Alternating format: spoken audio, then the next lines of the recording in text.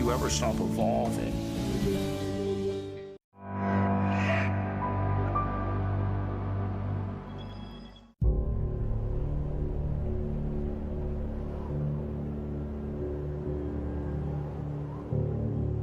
They always were after us for something. It's always been water. It's just they want the water, and if you don't have the means to fight them, you lost the ranch.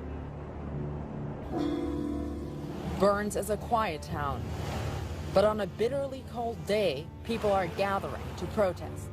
Militia groups from out of state came to show support for 2 Oregon ranchers who must go back to prison for starting fires that burned on federal land, even though they already served time for the charges. It was actually making the national news in a big way. The case has caused a stir as both were charged under the anti-terrorism law, sparking debate over the federal government's authority. Why did they charge him with an anti-terrorism statute? The only reason I could think of was to put him in jail as long as they possibly could.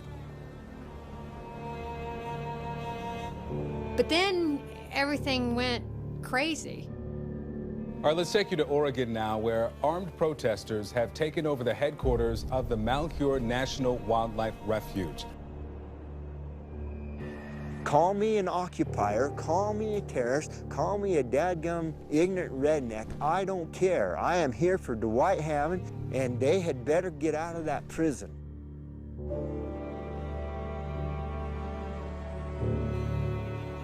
You know, they say that there was an armed standoff in Harney County. That is a total bullshit lie.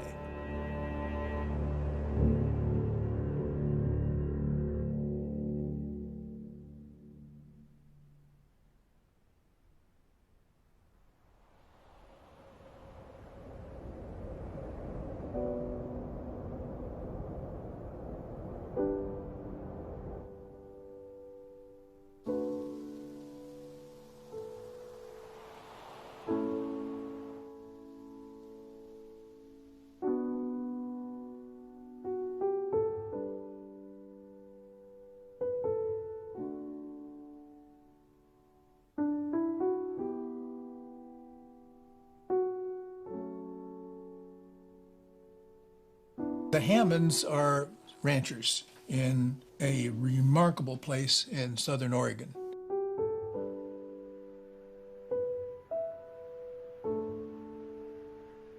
The Hammonds are the kind of people that you want to live next door.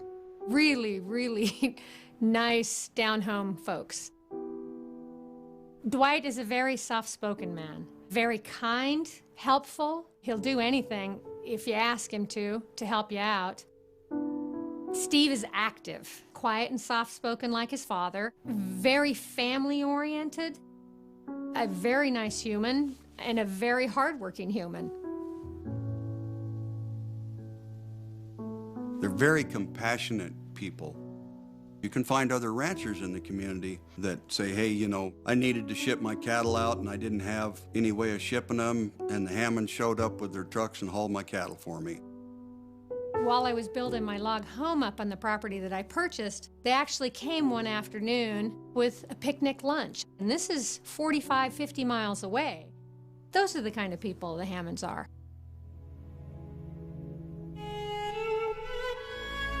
Dwight Hammond is my husband, and we've been married for 55 years. We grew up together. In 1964, we first moved here from Northern California. The tending of the population was to come north, and we were raising cattle, and the highways were becoming more congested, and highways and cows don't really mix. And we finally found this place that we liked. Dwight had the problem of telling his father that we weren't going to live in Northern California for our whole lifetime. One day he said he was going to go and tell Dad today that we were moving. He was gone for 2 or 3 hours, and he came back, and I said, how'd it go? You'd never guess. He wants to go with us. So we all moved up here. It's a very big ranch. And it's on a place called Steen's Mountain. Well, it doesn't look like any mountain in the world except itself. And it's in Harney County. So Harney County is 10,000 square miles. It's about 2/3 high desert. Most of it is above 4,000 feet in elevation. And we have several 100,000 acres of state lands here. And the county is bigger than 9 states in this nation.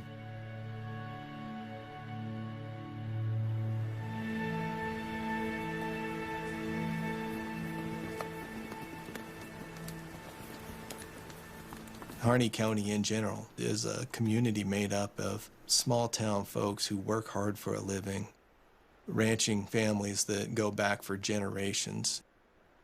You can see why the Hammonds wanted to ranch there. They, like most ranchers, have a grazing permit, which means they have private base commensurable property. That's their own, and it has been. And they own the water on that.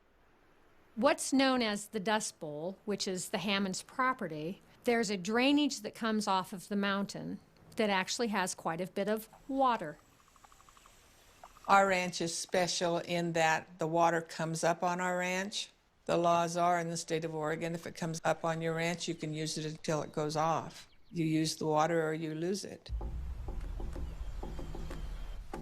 Adjacent to the Hammond property, on 3 sides, is the National Wildlife Refuge. Malhuer National Wildlife Refuge is 190,000 acres in the middle of Harney County. It used to be all private land ranches. And through the Antiquities Act, President Roosevelt determined that there would be a bird refuge there. The Fish and Wildlife Service decided that they were going to manage it so that all of the resources went to the wildlife, including water rights that they didn't own. Even though that the National Wildlife Refuge has water, the Hammond property has a good deal of water. The Hammond property would augment the National Wildlife Refuge land greatly. The refuge system made a decision to survey their property lines and move their fences, created all kinds of issues for access for the Hammonds, access to their home. The Fish and Wildlife Service built a fence, or tried to build a fence, around the Hammond's water. And somebody got an old antique road grader and put it in the way of the construction equipment. Dwight had parked a piece of machinery down there because we had a bunch of cattle in there. There was 1,100 acres in that field. If they came in and built the fence and we didn't know it, the cattle would die from lack of water. In 1994, there was an altercation that occurred where federal agents had come onto Hammond's property and handcuffed Dwight and drug him off to prison. And so the feds had to come take him up to Portland and put him in jail in a federal holding cell. And they stayed there for longer than they should. We took it to court. It was a big, long trial, and we ended up winning. And then they did nothing to remove the fence or to make it accessible to us. And we knew that if we removed the fence or if we did anything, we would be charged with destruction of federal property or whatever. So I went back to the judge and asked him, what's the next step? He just shook his head and was bewildered himself. He said he couldn't do anything. He couldn't even subpoena a federal agency to come into his courtroom. They wouldn't show up. A little bit later, we got into water problems again, same kind of a scenario. You just had to be so careful because they were just waiting to throw somebody in jail for some reason. It's just they want the water, and if you don't have the means to fight them, you lost the ranch. It was kind of like cancer.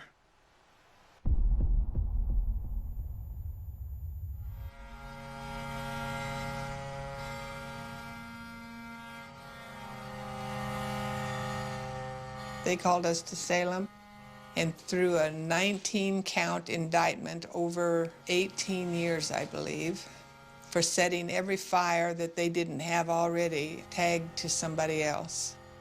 Anything that had happened on that place was put into a case that was charged against Dwight or Stephen. It was a huge number of fires that they were accused of committing. Absolutely absurd. The first arson that they accused them of occurred in 2001, and it took them 10 years to file any charges. I mean, my goodness, 10 years. What Dwight and Steve did isn't in the same category as arson. What Dwight and Steve did was start a fire to try and make their land better. That's what a prescribed burn does. It's a common practice within the ranching industries. They lit the fire in early afternoon after the temperatures had warmed up on their property, and then at night the winds turn around and blow from the top of the mountain down to the bottom of the valley again. So that takes the fire and pushes it back on itself. And the temperatures cool off and the fires lay down and go out. But what happens to the grass is when it comes back healthier, the brush is gone, and it's actually better for elk and cows in the future. One section of the fire trail ran up a draw and burned 138 acres of BLM allotment land.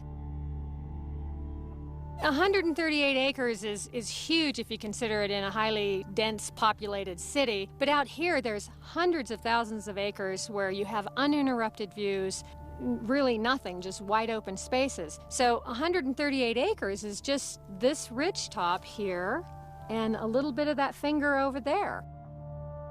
Normally what occurs is they get is what's called a fire trespass from the BLM, because what happens is it takes that grass out of grazing season for a couple of years, and so the BLM loses like $400.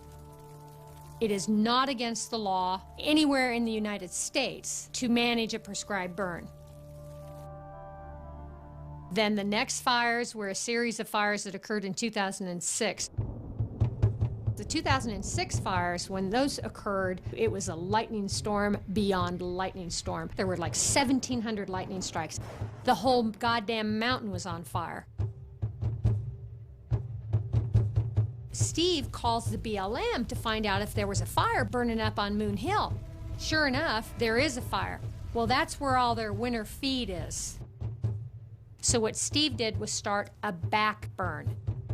You have a fire that's moving towards you, and what you try to do is, if you can get in front of the fire enough, you burn a section. You burn some land to remove the fuel. He lit the back burn, burned his own property, and then it burned 1 acre. 1 acre of BLM land, and the fire didn't go any further. What they charged them with was the 1996 anti-terrorism and death penalty law of arson. So say I was Timothy McVeigh and I blew up the Oklahoma federal building and it started a fire that then went along, they could charge me under the statute with blowing things up, killing people, and arson. That is the arson they were charged with. Our family members are not terrorists. I don't know how you could put a charge like terrorism when you look at the things that are going on in the world and compare that to ranch life in Eastern Oregon. Why did they charge him with an anti-terrorism statute? The only reason I could think of was to put him in jail as long as they possibly could.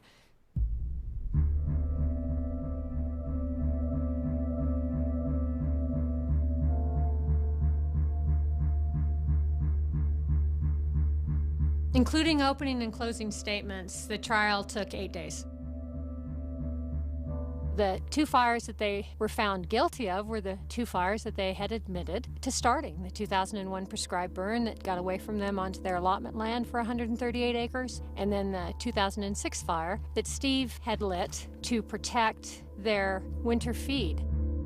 The jury was tasked of finding innocence or guilt, whether they were part of a conspiracy, whether they had maliciously started all of those fires that the BLM had accused them of starting. But they were not aware that the charges brought against them were from the 1996 Anti-Terrorism and Death Penalty Act that carried a mandatory minimum of 5 years.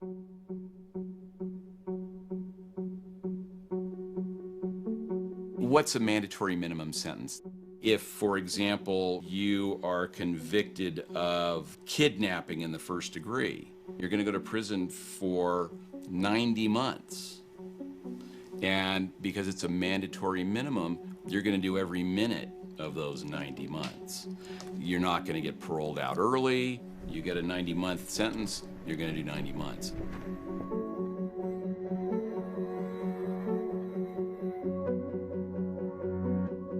No, I don't think the jury would have convicted Dwight and Steve if they would have understood that the penalty was a 5-year mandatory minimum. Well, Dwight's 74 years old, and to have Dwight be convicted of an anti-terrorism charge for 5 years is potentially a death sentence for him. The lawyers talked to the judge, and the Hammonds agreed to accept the jury's verdict as they had been stated thus far, and they would accept whatever the judge sentenced them to. And the prosecution then spouted up and said that he agreed with that, but they would have to give up their appellate rights as well as their 2255 rights, that they gave up all rights of appealing. There is nobody that can sanely say that this was terrorism. The presiding judge, Michael Hogan, even said that it would be a terrible injustice. In fact, the words he used were, it would shock the conscience, quote unquote, to require that the father and son ranchers go to prison for 5 years for what they did. He gave him what he thought was a just sentence, which was 3 months for Dwight and a year for Stephen. I hate to think that your government could take away your ranch, but it's obvious, if you look back at it and don't have a biased opinion, that they wanted our ranch. Fire, if that's what it took, they'd take whatever was handed to them.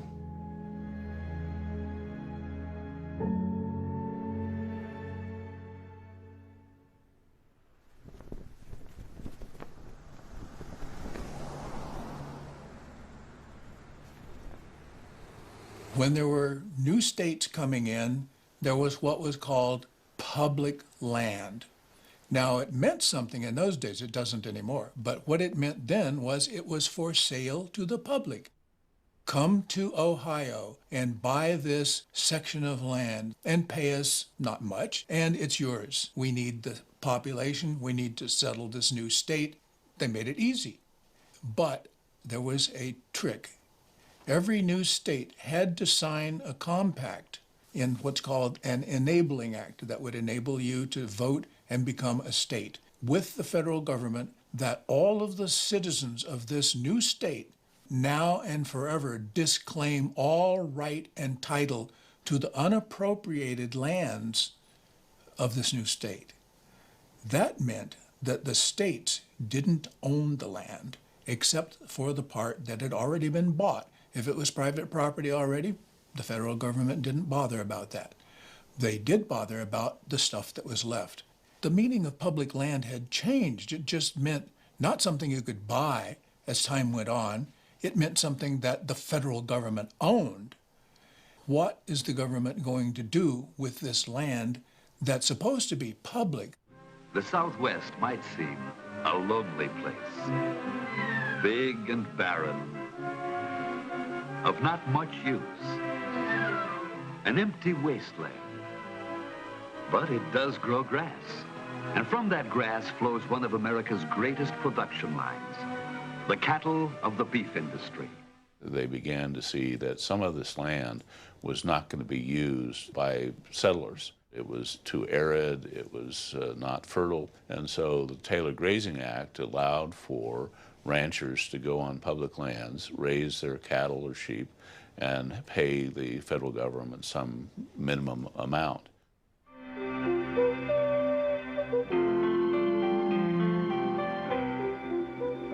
This is the land, the public land. It belongs to you and me. More than 300 million acres of land. More than an acre for each American. The bulk of the land is in the western states, including Alaska. Far from many Americans, yet this land is important to us all, no matter where we live. It's managed by the Interior Department's Bureau of Land Management. The Bureau of Land Management was formed in 1946, designed to really meet the needs of ranchers and mining companies. That all changed in 1976. Controversy over the use of the resources of the public lands has intensified in recent years. The Bureau must resolve conflicting interests within the multiple use and sustained yield principles of the 1976 Federal Land Policy and Management Act. The Act directs the Bureau to administer the public lands for the benefit of all Americans.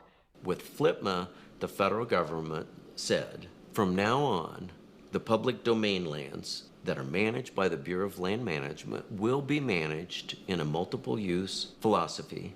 We will provide for recreation and environmental issues, and will meet the Endangered Species Act. No longer was the BLM merely there to do what ranchers and mining companies wanted them to do. That's when the unhappiness began with the miners and the ranchers.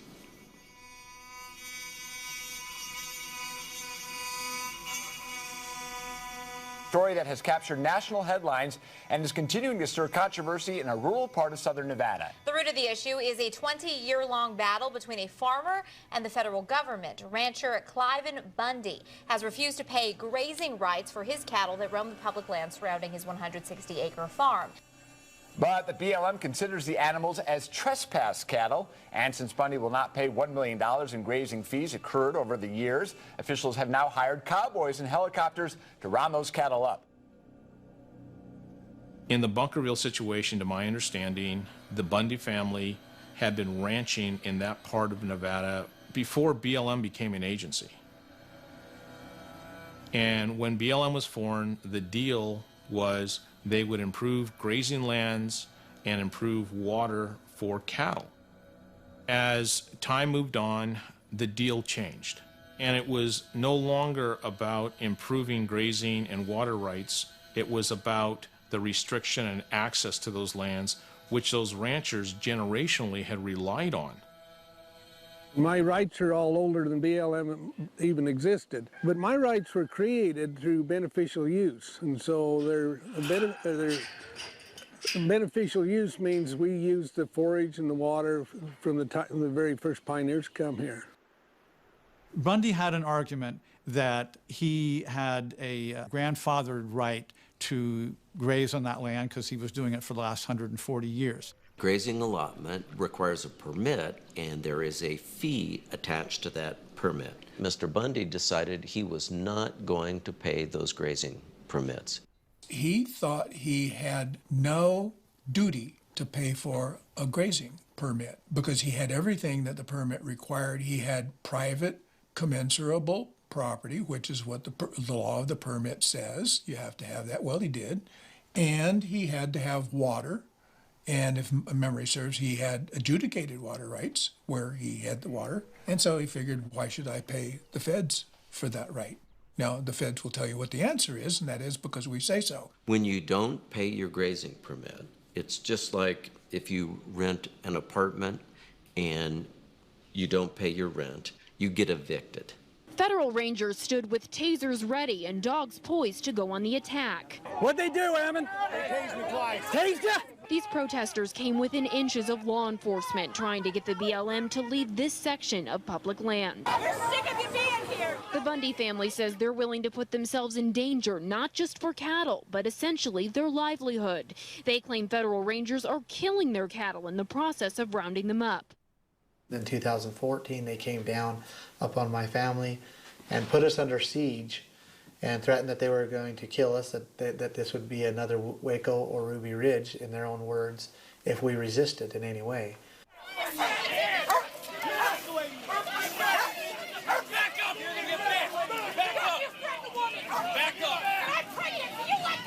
They were killing the cattle from the helicopter and from the ground. They were separating the baby calves from their mothers, leaving the baby calves, brand new baby calves out in the desert to die. They ended up calling a virtual who's who people's army into southern Nevada, armed patriot groups, militia members, who said that they would act out violently if the federal government went to enforce court orders. It's time the states take back our public lands. The BLM doesn't know how to manage jack. We rallied and went up and gave them a choice to either kill us or to leave. In his song. No, it's the people or not, and you guys need to leave. Okay. You need to leave. That's the I'm term. telling you, you need to de-escalate the situation. No, I'm imploring you. They stood in a line, facing a line as big as theirs of federal agents. And somebody said, stand down. And that was the smartest thing I ever saw the federal government do.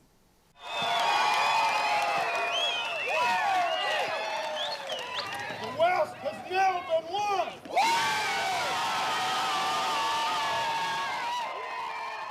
When you have an event in a particular location at a particular time where you have teams of people coming from across the country who are armed to challenge the enforcement of an order, sometimes a tactical retreat is the best way to avoid a loss of life. And I think the federal government and the Bureau of Land Management made the correct decision at that time in retreating. The problem was people in the anti-government, the wise use movement, took that as a victory.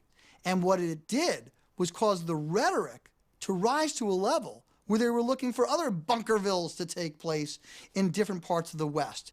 We're going to kick the BLM out of the state, kick all the other federal agencies out of the state that aren't authorized to be here, and get this right. I'm confident that our state will get it right, and I'm confident that all the other states will get it right as well. It brought attention to the plight of ranchers, of miners, of timber workers. They had the ability to stand up to this oppressive force that BLM has been exerting throughout the country.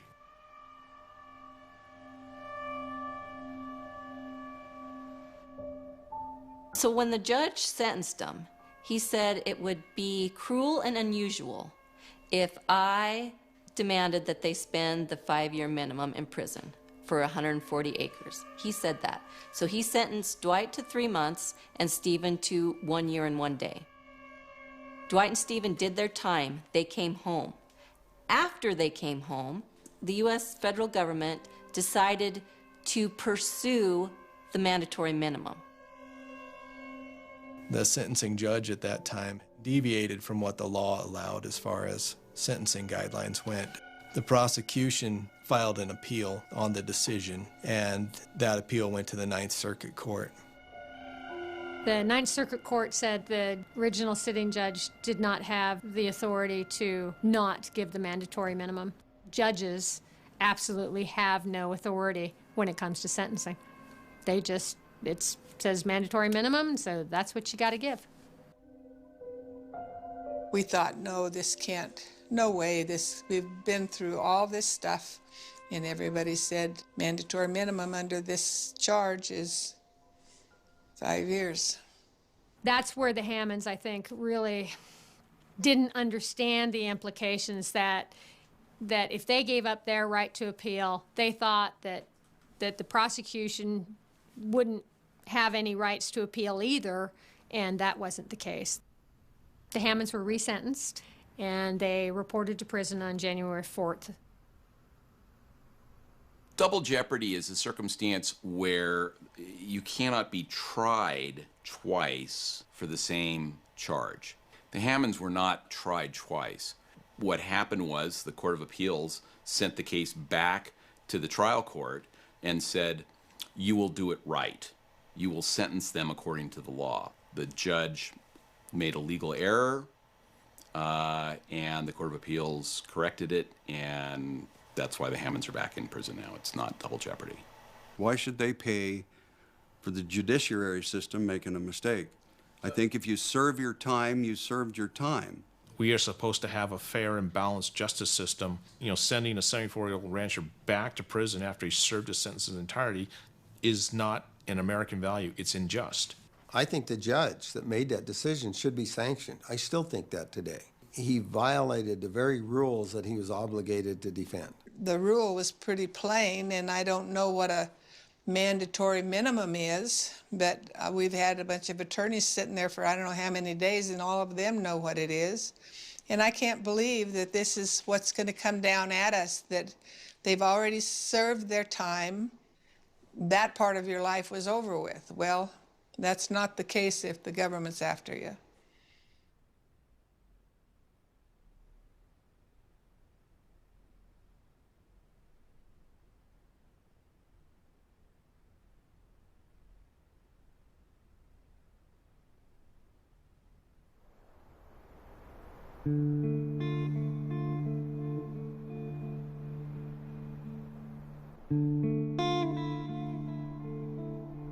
The doorbell rang early in the morning, and I don't get up really early, so I'm thinking bad thoughts of him already.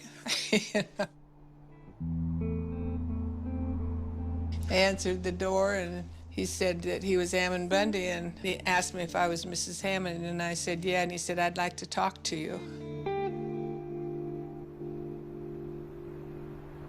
One Monday night, a message came on my phone, another article about the Hammonds. And immediately, this overwhelming urge came upon me to find out about the Hammonds. I had read about them in the newspaper. We sure could see a lot of similarities between the way that they were being treated down there, not knowing them or anything about their situation, and the way we were being treated up here. And he handed me a letter. And then that next morning, I felt this urge again, this desire to begin to write. I got on my knees and I asked the Lord and said, Lord, if you want me to write something, then please help me clear my mind and show me what I should write. The Lord was not pleased with what was happening to the Hammonds. What was happening to them, if it was not corrected, would be a type and a shadow of what would happen to the rest of the people across this country. And then once I got the letter written, I felt this desire, this urge to go to Burns and go to the Hammond Ranch. It was a good letter. It was a very nice, kind letter. When I got through reading it, I looked at him and I said, and who wrote the letter? Because I'd never had a man around my house that could write a letter like that. And he said, I did. And then I hesitated for a minute, and he says, well, I have to tell you the truth. He said, my wife got up before I left, and she changed the spelling for me, and she printed it to where you could read it. Susie gave me a call and said, these folks were in town. Their names were Ammon Bundy, and did I remember them? Oh, yeah, the fella that had the cows on the range that the BLM was trying to get off his allotment land. And she said, yeah, those are the folks, and they've come into town to show us our support. We were in a very similar situation. People came to our defense, and because the people came, we now are free. And she began to get hope. And then she shared them with Dwight, and he began to get a little hope that possibly the American people might be able to do something about these gross violations of their God-given rights. Before he left, he brought in a box of apples, and I said, what time did you leave home? And he said 3:30 or something, and I said, and you picked apples before you left home to bring to my house? He said, well, I had to bring something. And he said, and I have to tell you that I didn't pick them off the tree. He said, they fell off the tree, and I just picked them off the ground and put them in a box, but they're good apples. He's just a kind, generous man. It's like from then, it just escalated. One of our founders, B.J. Soper, lives up in Bend. B.J. became aware of the Hammond situation because it's just a couple hours from where he lives. He drew that attention to leadership of PPN, the founders.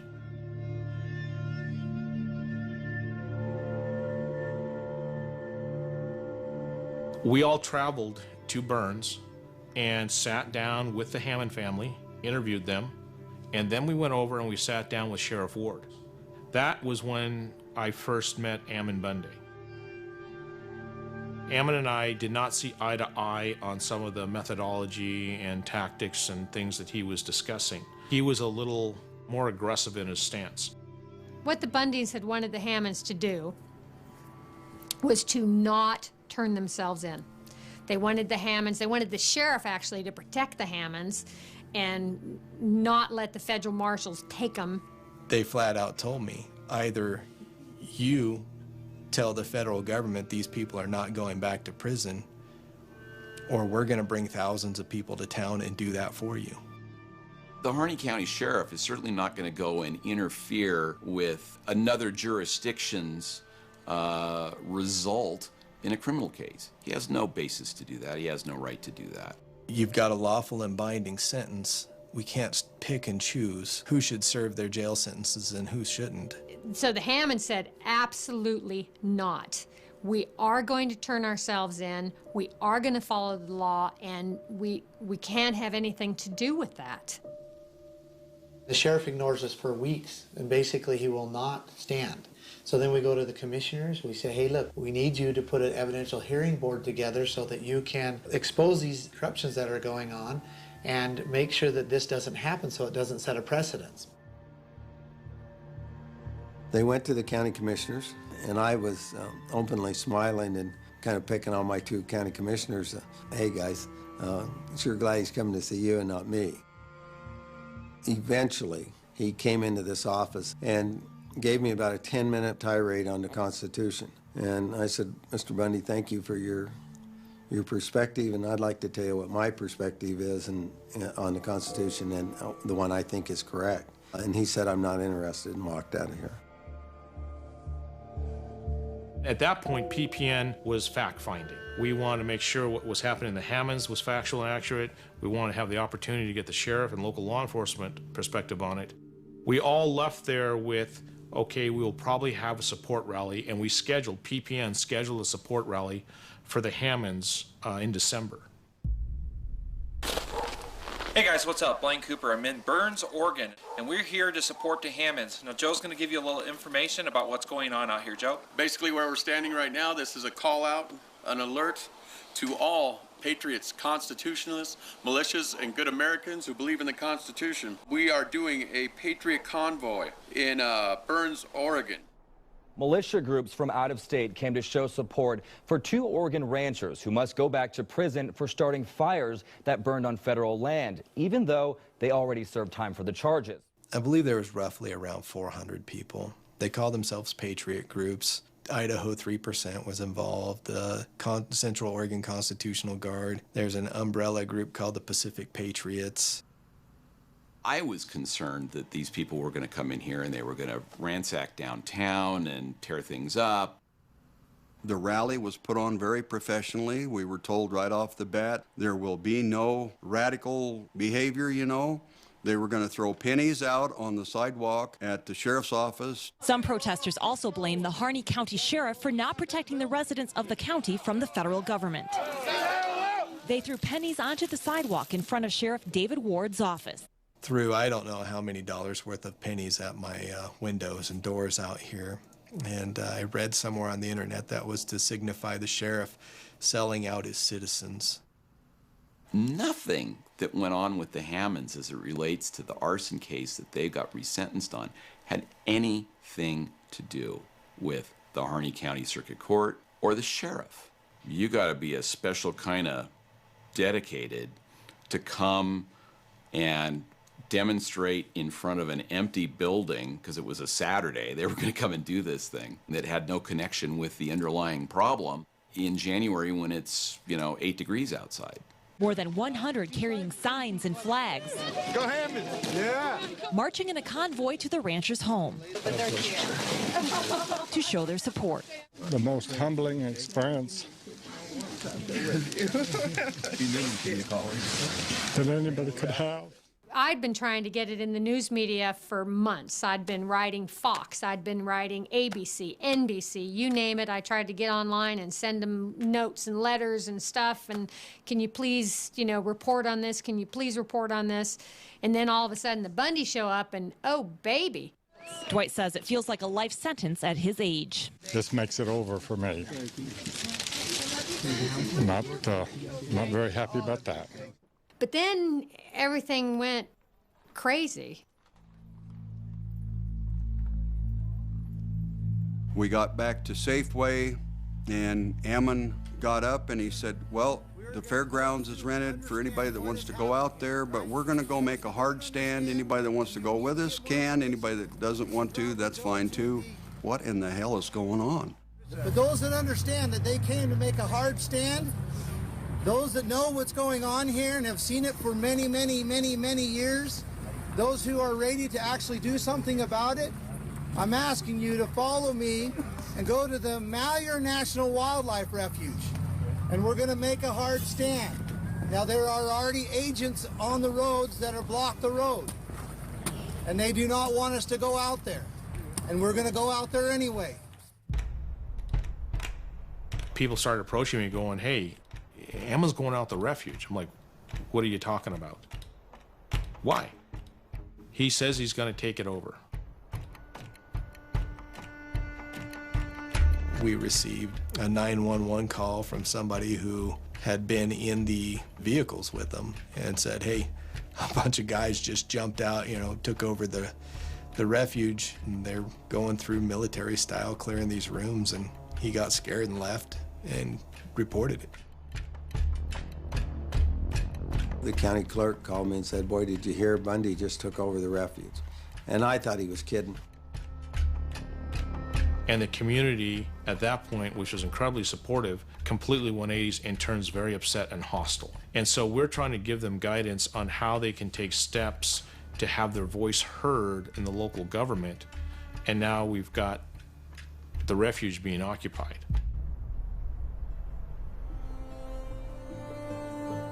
Armed men took the refuge, went through clearing the buildings, and had made statements along the lines of don't fire unless fired upon. There's nothing peaceful about that. We have taken over the refuge. We have made a hard stand. We need you to come. We need those of you who understand what is happening in this country to come and to stand.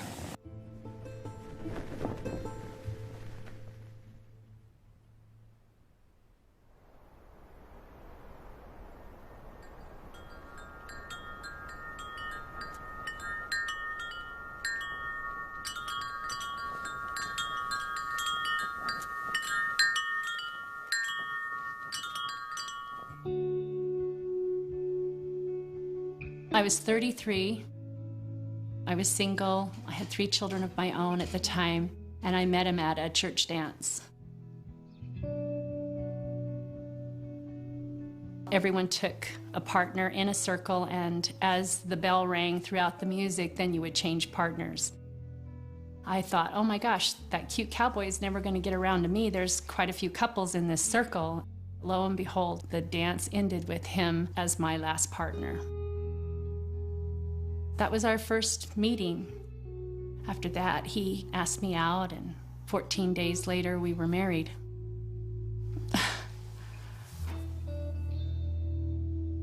Hello, everyone. This is Loy Finicum. It's September 2014. I'm out here on my ranch. It's great out here. The rains have come this summer. The grass is tall. It's still green. My cows are fat. Just feeling really grateful for all the blessings that I'm enjoying right now. But it doesn't take too much to see that dark storm clouds are gathering. We started listening to the news and heard of the Bundy situation, and that's when my husband first kind of started listening and trying to understand what it was that Cliven was not agreeing with. When he heard Cliven and heard his position of states' rights, my husband asked if he could ride, and Cliven said, be here first thing in the morning. I was pretty worried for him, and there were a lot of agents tacked out with the full gear. They returned the cows, and they left. Hello, everyone. This is Malhuer National. I think I'm pretty upset this evening. I've been going since 5 this morning. I'm headed out, taking a load of cows out to my winter range. I'll be back sometime tonight in the dark. But I've been following what's happening over in Bend, Oregon with that ranching family over there, the Hammond family. And I'm pretty upset with what the BLM has done to them. Actually, I'm really angry. They threw him in jail. They fined him tremendous amount of fines. And now it looks like they're facing 5 more years in prison. These are real lives. These are real people. And by dang, I'm angry about it.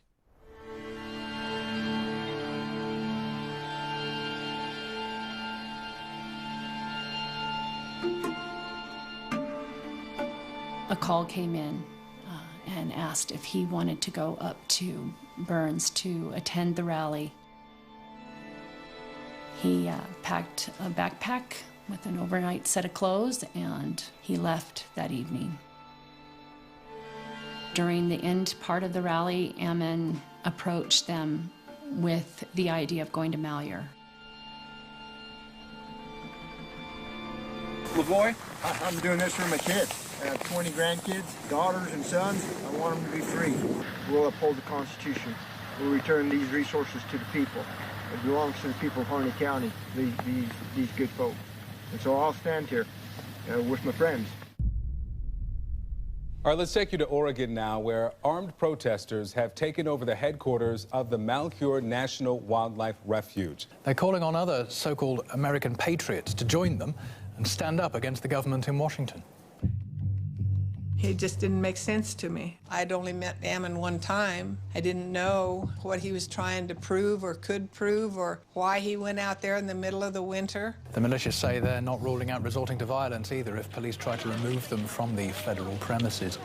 I was mad. I was upset because I had heard that it was a hostile takeover of the refuge and they broke into things, and we heard all these horror stories of what was going on. It went from a good thing to a, oh no, because now they were being kind of lawless and they were packing guns. And I am 100% willing to lay my life down to fight against tyranny in this country. Then I had a friend who went by the refuge and said, I don't know what everybody's talking about. There's like 8, maybe 10 dudes freezing their butts off around a campfire.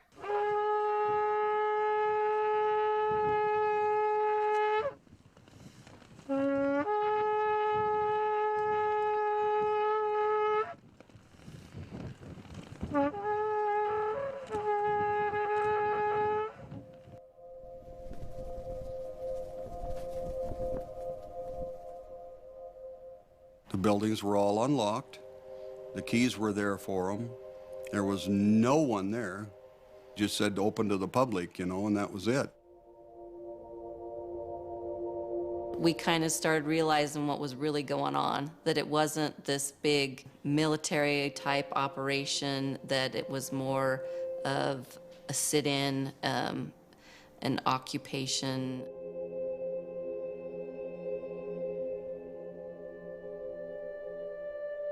We plan on hurting no one.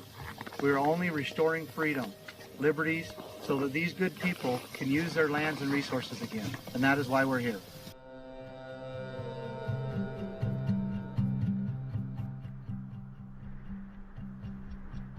When we first heard the reports about armed men taking over the refuge, I think you had a certain image in your mind. When I got there, it was kind of offsetting. There becomes a time when people are ignored to the point where they're frustrated. They don't know what else to do. They see an injustice, but all levels of government are ignoring that, and the prudent methods are not allowed to the people. And that is when the people have a right to take a hard stand. They were having press conferences, and they were all out. Most of the people that were armed were either holstered or just not showing it. It seemed that they were doing a very coordinated effort to not show their weapons, at least not in the public, or at least not in the front where they were having their press conferences. I mean, we've stood in protest, we've waved signs, we've marched around buildings, we've done every single thing we possibly could, and it was time to do something in offense rather than just defense. We were sitting here looking at each other going, well, what do we do now? I mean, we cannot let this set as a precedent. It wasn't like we raided down in here, we walked down in here. I didn't even have a weapon on me. This happened like that. It happened quick. The public was not aware that we've been in town here meeting with these people, learning about the history, learning about the tyranny and the oppression that they're living under. This was a last chance, last stand situation. It's not like we just came out here and did this. You have what are basically conservative, Christian, patriotic, flag-waving, hard-working American ranchers. Okay, these guys are not terrorists, okay? They have a grievance. They feel pushed to such desperation that they take a desperate action like this to engage in an armed occupation. It's difficult for a fair-minded person to immediately determine who is right and who is wrong. We've got to return the rights to the people. We cannot allow this to happen again. We encourage everybody to stand up for the Constitution peacefully. We encourage particularly, we reach out to the county commissioners, we reach out to the state legislatures, okay? These lands belong to the state and her people. These rights belong to the people. Please uphold your oath of office and protect them. What are these guys doing? What are they thinking? There's a time and place for everything. And I fully understand Ammon's message. I fully understand the frustration. I don't think the execution at that time and place was the appropriate time. PPN and the leadership came out and we denounced it, but we understood why he was saying it. The media portrayal was essentially one of armed militia going crazy and taking over this federal facility. We didn't want conflict. Nobody wants to have any bloodshed, again, that's the media trying to stir it up with militants and all these big scary words, these words that have become scary to the public. Militia. It's very important that each of you know this is intended to be a peaceful occupation, if so be, if you want to use those words. This is intended to be peaceful. We want all people to be safe. We want all law enforcement lives to be safe. We want our lives to be safe. The only reason that we have guns here is for our own personal protection and safety. Right now, the threat level isn't as high or intense, so we don't walk around full kit, slung weapons everywhere. There may be a few individuals like that, but one of our #1 orders to all the men and women here, never, ever, ever fire unless fired upon. And we will stand our ground with that.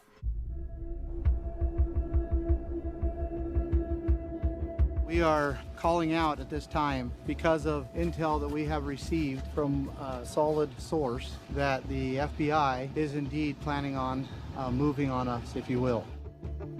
I had put out a request for assistance from the Oregon State Sheriff's Association, and since it was a federal wildlife refuge and had been taken, I requested that the FBI handle that investigation. We are preparing to defend ourselves, preparing to defend the people of Harney County, and we're preparing to expose this corruption that has been going on for years, and it needs to end here. Thank you. When I grew up, I never got out of line. I never spoke out of turn. I was one of those kids when I walked in class in Sunday school when I was a little kid, all the other kids were rowdy, and I always folded my arms and trying to be good. It came natural to me to be in line. And so this is very out of character for me because I've always tried to follow the rules and be good. Do you know I don't have a speeding ticket today? I do have one warning. This choice is solely mine. Nobody asked me to do this. Bundy's didn't ask me to do this. They didn't stop me. They respected my choice. But this choice, this decision is mine and mine alone, and I will live with it. And I'll bear the consequences whatever they may be.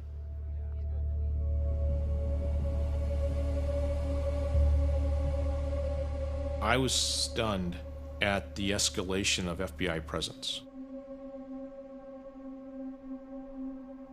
They had turned the county courthouse into a fortress. They had ringed it with chain link cyclone fencing. They had put in Jersey barriers for like ramming. Those guys were kitted up for warfare with more kit than I had seen in Afghanistan. The amount of escalation and force that they were willing to use for a handful of protesters was very shocking. We were 35 miles away from the town. Nobody ever threatened anybody. I don't understand where the level of fear came from. They shut the BLM down. They shut the Forest Service down. They shut the schools down. There wasn't a gun at the refuge that would shoot 30 miles. We in this land, we grow up plinking tin cans with 22s, hunting jackrabbits, and the first thing we're taught is what? Do not point guns at people. And so I have never in my life pointed a gun at a person, and I never intend to. You know, they should never point a gun at me, and I shall not point a gun back, and we shall leave it at that, but I will live under a clear sky till the day I die. Worst case scenario, they come down and kill us all. I don't think they want to do that because they still lose. The American people across from ocean to ocean will retaliate, and their power will be taken away from them. We know that what we're doing is right. We know that this is constitutional, and we know that we're trying to improve this country. I know what our government can do, and I didn't want these people to get hurt. I'm just out here to keep people safe, make sure there's no shots going off. If the FBI did come, they would come dark with night vision. They've got helicopters, MRAPs, all that fancy technology. They've got unlimited resources, and we're just a bunch of guys out here with rifles that we bought a couple of years ago. There's some guys out here with rifles from World War II. They're ready too.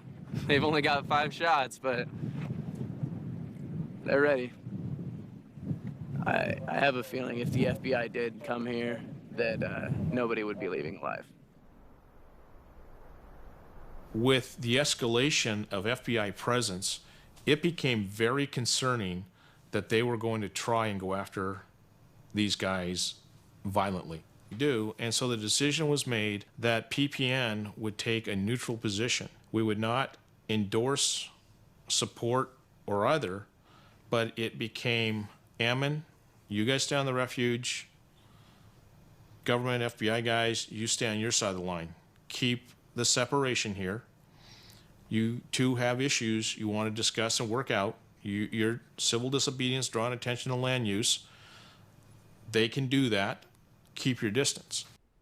We have every constitutional right to be doing what we're doing because it very clearly states in the Constitution that the federal government does not have the right, does not have the authority from the people to come down into the states and to control its land and resources. If they are to control land and resources in the state, then it has to be properly ceded to the federal government. And the way that's done is outlined in Article 1, Section 8, Clause 17. Under Article 1, Section 8, Clause 17, Congress will have authority with the consent of the legislature over forts, arsenals, dockyards, magazines, and other needful buildings.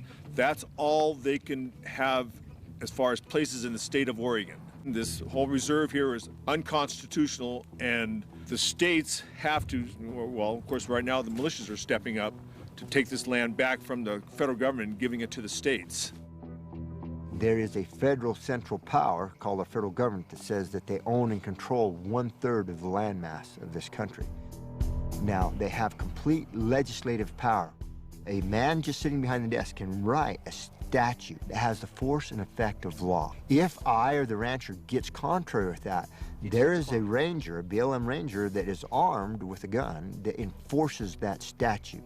If you get contrary more, you're hauled before a federal court. Now, neither the bureaucrat is elected nor accountable to me, And the ranger is not elected nor accountable to us, the people, and the judges aren't. All three branches of power are combined into one without representation. So this is a serious issue to freedom. Everything that we live in, the cars we drive, the clothes we wear, everything comes from the earth. When those resources are restricted or controlled to the point where people can't access them, they can't use them, they can't benefit from them, then what it does is it puts people into poverty.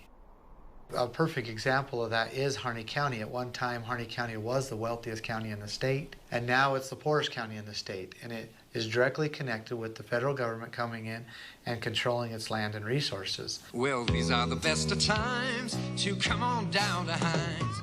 In the 20s, Edward Hines Lumber Company had a 50-year contract for cutting timber here. This town was amazingly wealthy. The mill was operating lots of lumber. We were #1 in the state for per capita income for at least 1 year in the 70s. Tonight we look at a battle that's raging in the United States over an endangered bird. The northern spotted owl is said to be on the verge of extinction. Logging in the Pacific Northwest has almost eradicated its habitat. Biologists believe this bird must have the large trees of the ancient forest to survive. There are only 3,000 pairs left, and they say if it goes, it means the entire ecosystem and all who live in it are at risk. The environmental industry got their act together, put the focus on the spotted owl, and undermined the timber economy. Within 6 months, we lost 1,000 jobs in this town, in a county that had around 8,000 population. It was absolutely devastating. We're in a tower. These towers are actually used to detect fires from long distances, and we use it for observation in case the feds decide to roll in here and kill us. It was kind of scary for the first couple of days because we thought that, as we've seen throughout history, Ruby Ridge and Waco, Ruby Ridge, I mean, the FBI and ATF came in there and they shot a pregnant lady, a pregnant woman who was unarmed. So they've been known to come in and kill people. It originally started off with the Hammonds, but I've been fighting the BLM for years now. I was at the Bundy Ranch Standoff. The BLM's original role were land janitors. Now they're armed with SWAT teams and attack helicopters and weapons of war. Why would they need that? They're just supposed to be land janitors. And they should not constitutionally exist.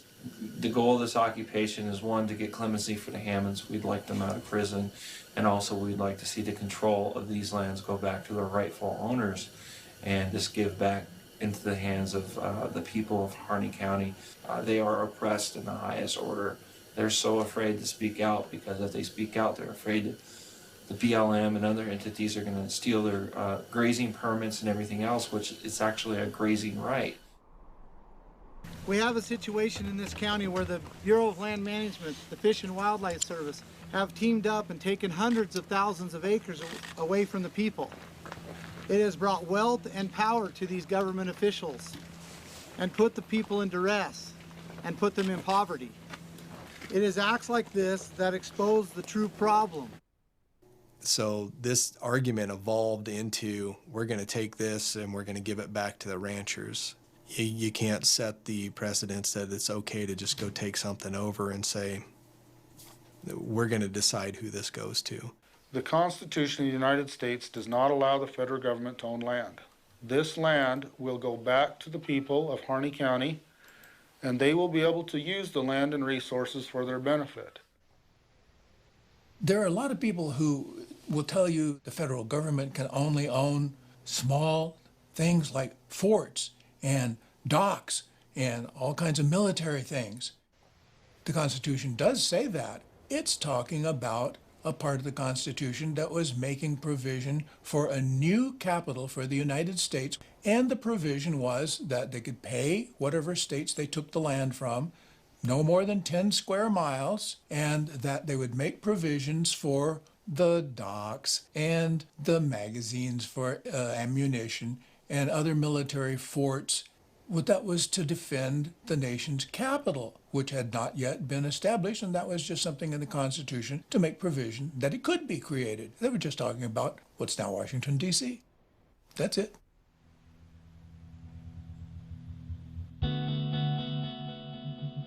Yeah, the donations are coming from all over the United States. A lot of them have come straight from the ranchers that live in the town. They appreciate everything we're doing, and it makes me feel good. It makes me feel like I'm doing something for a good cause. I'm a terrorist. Obviously, we are all terrorists here, and anybody that comes on this property is a terrorist. And the media coming in here, I don't really want to talk to them anymore because they're going out and telling everybody that we're not doing the right thing, and we are doing the right thing. Amen. You know, we all have families, we have children, we have jobs. We stepped away from that life to come over here and do some good for our community.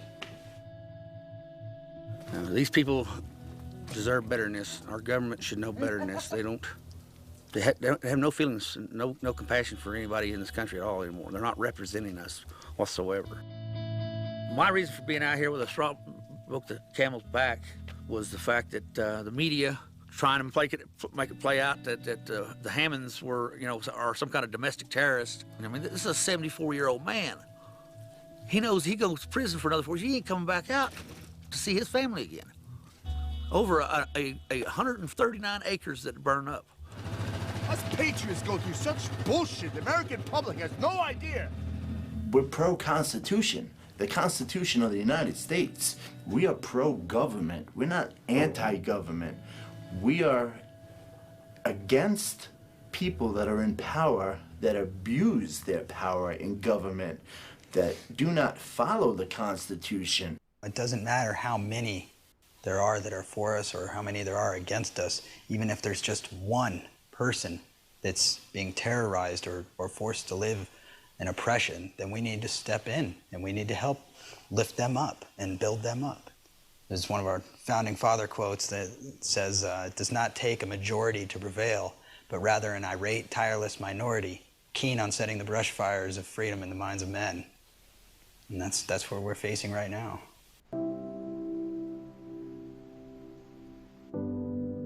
What they did as a protest to occupy a place where they had no right to be, it was an attempt to protect liberty the way they saw it.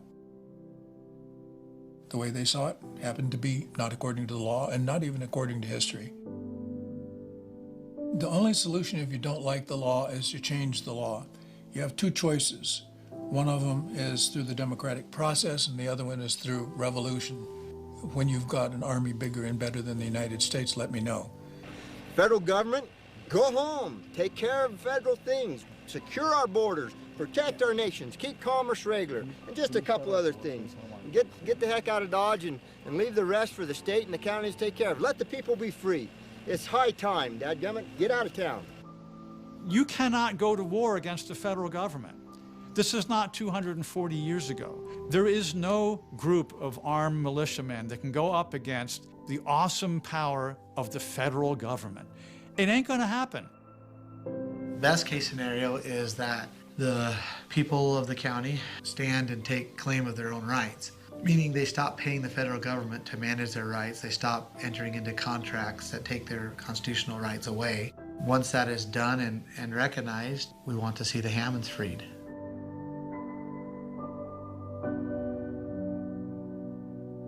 Dwight Hammond's same age as my father. My father's pretty healthy still. He can saddle up his horse and ride with me. He helps me when I need some help. You know, how many more years when you're at 75 are you going to be able to continue to get out there and chase those cows at a full run? You know, I'm so grateful for those few years that I still have with my father. Where's Dwight? Where's Dwight Hammond? Where is he spending those 5 years, dadgummit? If we don't get him out of prison, that's why I am sitting here on this place. Call me an occupier, call me a terrorist, call me a dadgum ignorant redneck. I don't care. I am here for Dwight Hammond and his family, and they had better get out of that prison. They need to be pardoned. Mr. Obama, you and I don't see eye to eye on probably anything, but I am appealing to your humanity, Mr. President Obama, to pardon them. That it is unjust. Let them go home to their families. Let them go home to the families. I want to get the heck out of Dodge. I want to go back home to Arizona. I don't want to be here on this place, but I am here because of the actions of this federal government. And by dang, if you want to give me a warrant to come after me with the FBI, so be it. I don't care, but you better well let those Hammond families out of prison, because things are starting to heat up, and I don't think you guys actually even really care.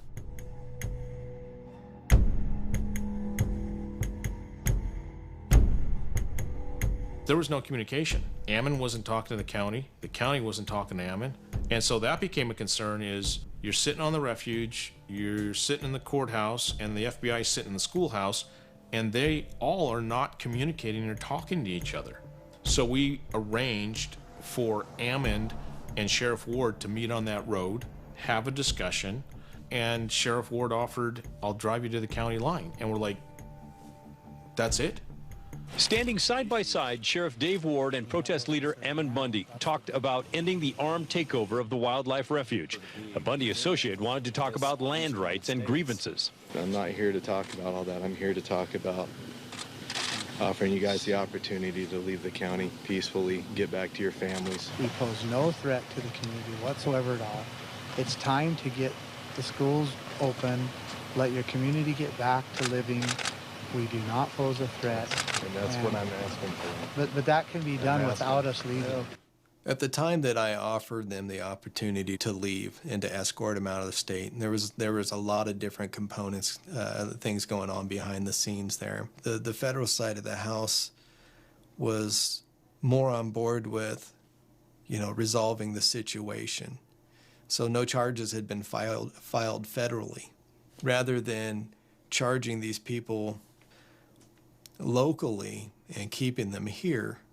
If we could resolve the situation by getting them to leave and go home and let them work it out through the legal system. Yeah, I'm sure there was going to be some consequences, but nowhere near the level of consequences that they face after a 41-day standoff.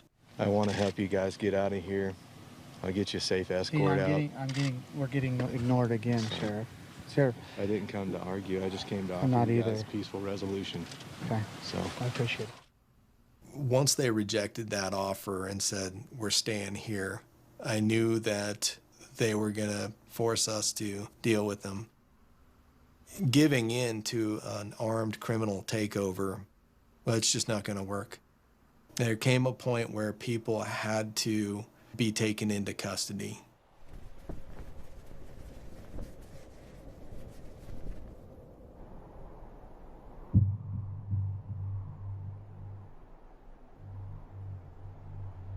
Lavoy and everybody, we're going into the next county to talk about the Constitution and how they could take their grazing rights back. They've been free to pass from the refuge and into town. We were getting things prepared, and we had a cute family there that had arrived a few days earlier, the Sharp family. They were there to sing, and they had decided they were going to go with them to this meeting and put on one of their concerts because it just touches your heart. They're just awesome. I heard about this protest that was happening in Oregon involving the Bundy family, and I knew the Bundy family from the 2014 standoff, so I called Ryan and I was like, what's going on up there in Oregon? He told me what they were doing and why they were protesting, and my mom and I talked about it, and she decided she was going.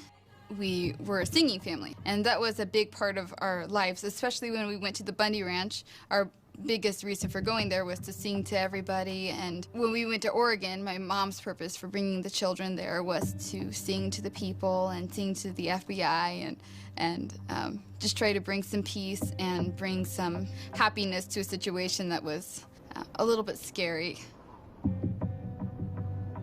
Each vehicle would leave, for safety reasons, 10 to 15-minute intervals, so they wouldn't be close together.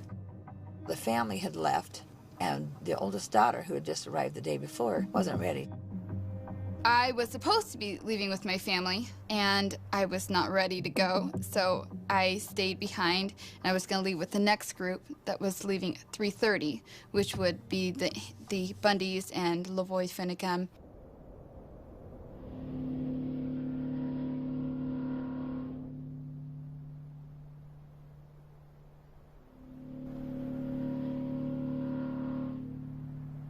We left in Lavoie's truck, and it was about a 2-hour drive for us. The Jeep behind us was supposed to be coming 10 to 15 minutes behind us. They came directly behind us, and for them to be right on our tail was really not what was supposed to happen. Then Lavoie up in the front noticed this bunch of vehicles, and there was an angled road there. There was a whole bunch of these SUVs and vehicles lined up. What is that? What's going on? And I turned around and I could see all these vehicles that were coming up. All of a sudden, it was like a wake-up call. We've been set up.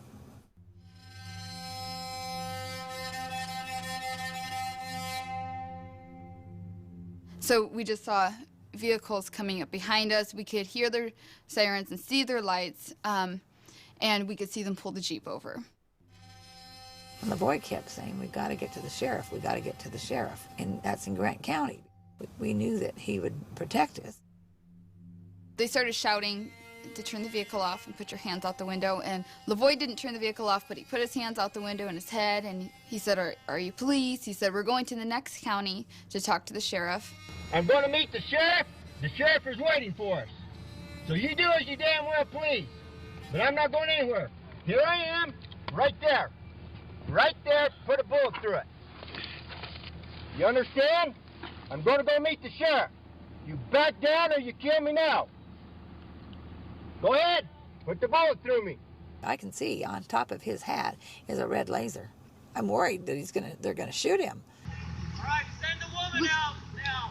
What for? Well, I'm going to ask them if they want to go out. What for? Where are we going? I was like, okay, I'm not getting out of the vehicle. I was afraid that I'd be shot if I moved too fast or if anybody did anything. Victoria says, "I'm not getting out." Then I'm not getting out either. I'm not turning over. I'm going into Day County. I'm going into Grant County to see the sheriff. Well, if we duck and you drive, what are they going to do? Try to knock us out? How much further we got to go? Shoot your tires. We got about 50 miles. You should never have stopped. I'm going to keep going. Then we have to duck. I know. What are they going to do with Ryan? Okay. If we take Then off, you where get they Ryan back. Shoot your tires out? Most likely. Okay, Ryan, Ammon. Why did they pull you over? There's no service here. Just because. Okay, you ready? Well, where's the guns? They got him stopped. He can't get around him. I'm going to go. You guys ready? Okay, get down. Then you duck Get down. down. Give me that camera. Okay, give me this camera. Go.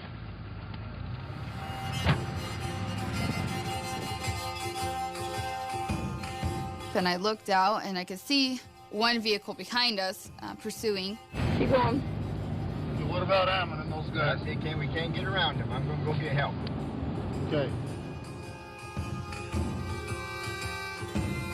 And then all of a sudden, he said something about a roadblock. Yeah, but... Hang on. Okay, they're shooting. Hang on.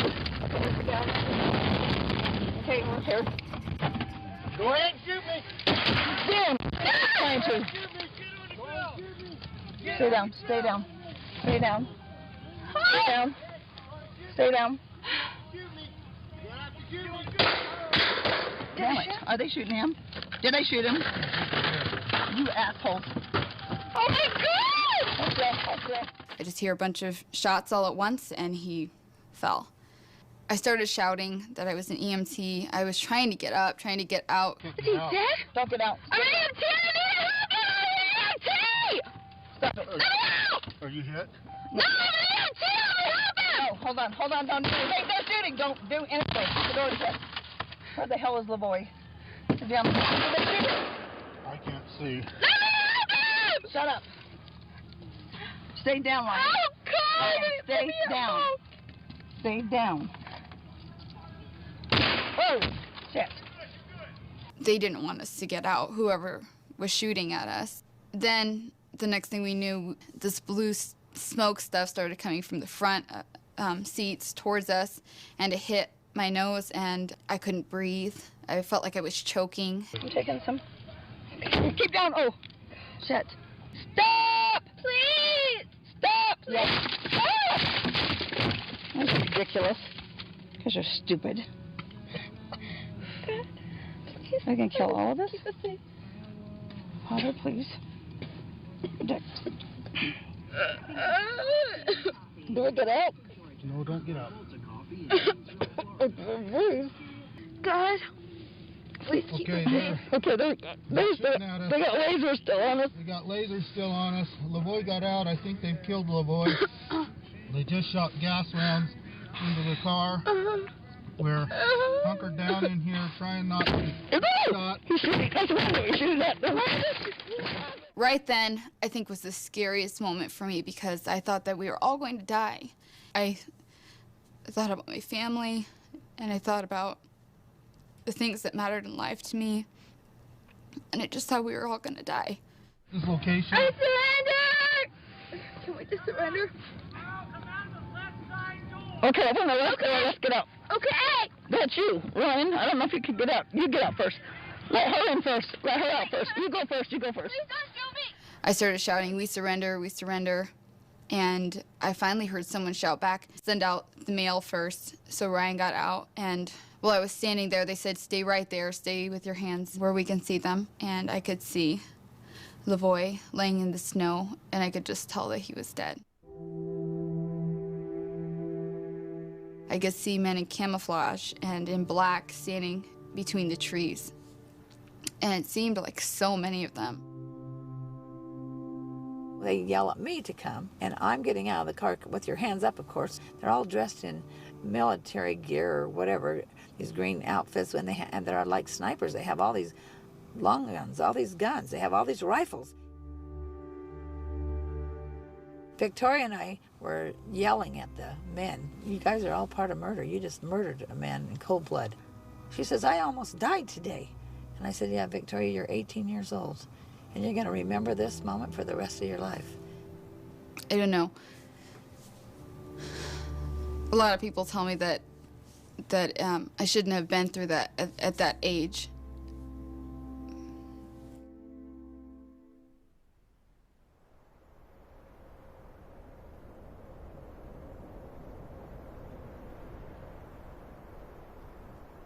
Tuesday morning, I called him to talk to him about what I was going to be doing that day. He said he was really busy, that he had interviews lined up with John. That was the last time I talked to him. I'd gone into Fredonia with my daughter for her game about 1:30, and his parents were there, and his brother was there, and my son was there, and we were all there. All of a sudden, somebody came up to me and said, "There's been something that's happened." And she was hysterical. And she was screaming and crying that Lavoie had been killed. And it was just unreal. It was not real. Somebody had gone into the gym and told the officials what was going on, and they stopped the game, and they brought my family into the hallway, and we told them what was going on, and they gave us privacy for a while until we could get ourselves together enough to go over to the local police station and try to get more information and confirmation, and because we were still holding out hope that it wasn't Lavoie. And that was a nightmare in itself, just going over there and making those phone calls to people who were just heartless on the other end and would just push forward or the hold button or transfer me to another agency or transfer me multiple different times and then just put me on an answering machine without answering and whether or not it was Lavoie. I thought, how could people be so unkind? But and then that town had been through so much with the different groups that had come into their town and the FBI and the Sheriff's Department escalating fear, that they were just probably glad that It was over. To leave the vehicle as quick as he did in Shauna's video just confirms that he was indeed trying to move the threat away from those in the truck. The 18-year-old Victoria Sharp is the same age as our daughter, our youngest daughter, and I know he was worried for Ryan and Shauna as well. Those people were victims and were being shot at multiple times without ever exhibiting any threat to any of those officers. And I believe that he was murdered.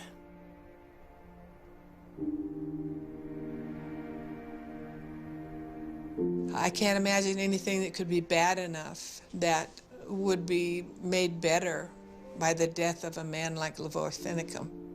But then I hear my husband tell me that he's scared to death in prison. And so I don't know everything.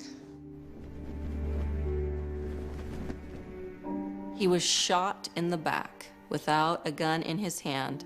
Whether he was reaching for one or not, he never pulled a gun out of his hand.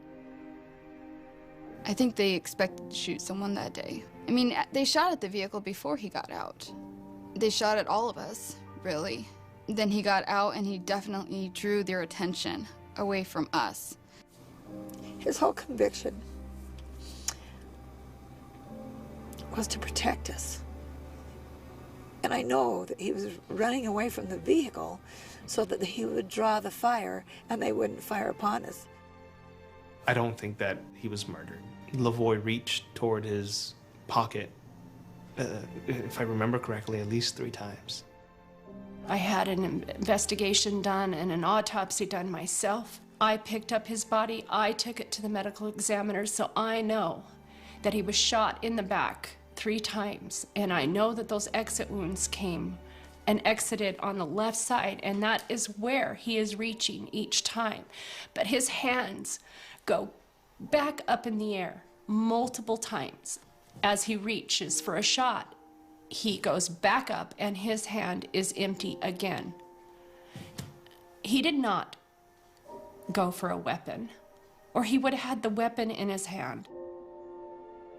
It's really hard to separate all the factors that led to a tragic death.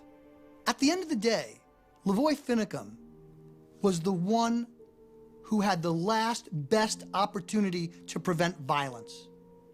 Had he complied with the orders of the officers, like everyone else in that vehicle, he would be alive today. And unfortunately, there was life lost through the course of this, but I still believe that they found the most peaceful resolution they could.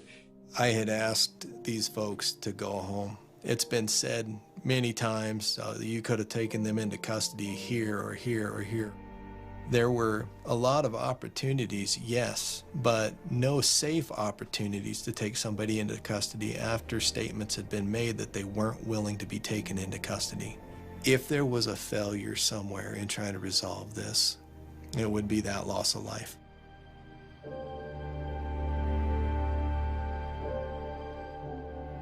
When you look at it, it's tough. You're watching, in my opinion, the assassination of an American. I walked that site. Having military background, I know what an L ambush is. They had put their vehicles in a blocking position, and they had set up along one side of it, the high ground. They had actually cut the tree branches so they're about 4 to 6 inches to use as rifle rests. If you went 150 feet past that corner, there was a 3/4 mile straightaway. It had sloping sides and was snow covered. You could have spike stripped it, let him drive down, his tires would have flattened, and he had no place to go. I understand there are criminals, but an American that wants to take care of his family, has Christian values, has strong integrity and morals, is shot with his hands up because the FBI team lead amped up his people that he was an enemy. Something's seriously fucking wrong in this country.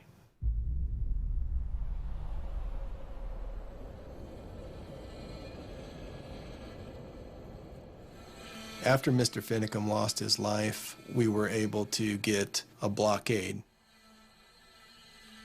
What that is just one more armed element you have to go through.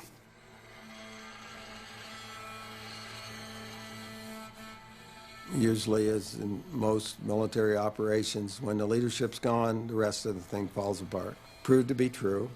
Over the next, 24, 48 hours, everybody scattered to the wind, with the exception of the 4 that were left at the end. And I never did understand what their point was. David Fry, Jeff Banta, and Sean and Sandy Anderson are the last 4 remaining at the refuge, 40 days after armed protesters took it over.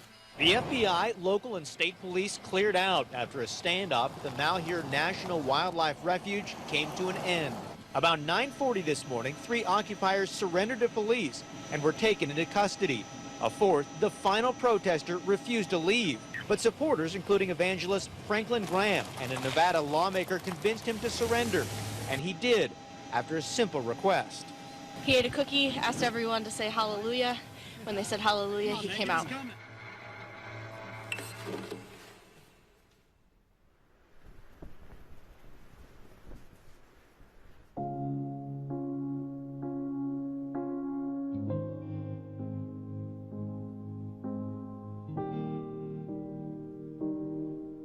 You know, they say that there was an armed standoff in Harney County. That is a total bullshit lie. There were people that were exercising their Second Amendment rights. There were people that were on guard, but none of those people ever pointed their guns at anybody.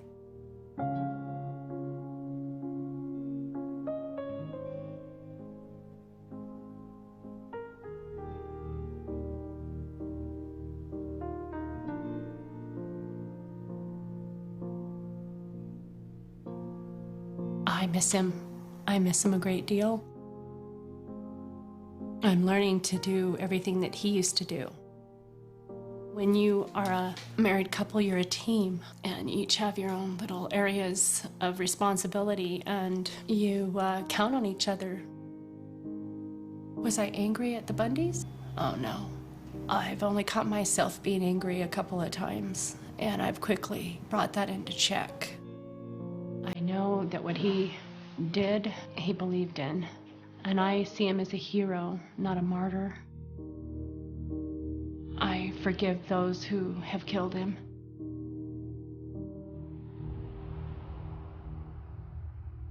I usually get a call every night or every other night, mostly just for him to know that I'm okay. And he tells me that he doesn't feel safe. What's left? They've given up their right to appeal. So the only thing left is to ask for the president for executive clemency, to actually look at the case and see whether he thinks it's fair and whether he thinks what they did deserves 5 years in prison, and asking for mercy. I keep hoping that there's some commutation or clemency or pardon or something, that there's somebody out there somewhere that can understand what a travesty our federal government is.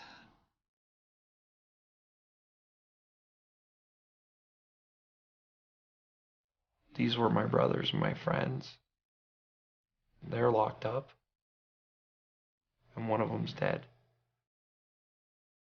If Bundy had had his act together, he wouldn't have allowed the militia anywhere close to him. He'd have done an occupation for a period of time and left. And today the law would be on trial. The regulation, all that stuff would be on trial, as opposed to him being on trial. What's happening to these cultures? They're being murdered. Ranchers are worried about coming up. They don't want to become the target of the bureaucrats. Martin Luther King got it right. He did peaceful demonstrations, sit-ins, walked across bridges. Bundy did it with firearms.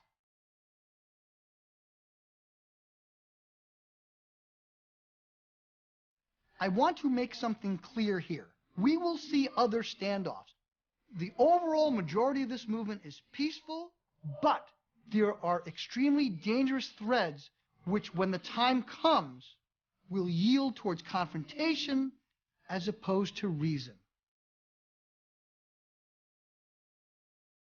Pretty tough to feel American when your own government has a vendetta against you. Yes, I still love this country, and I wish we could fix it.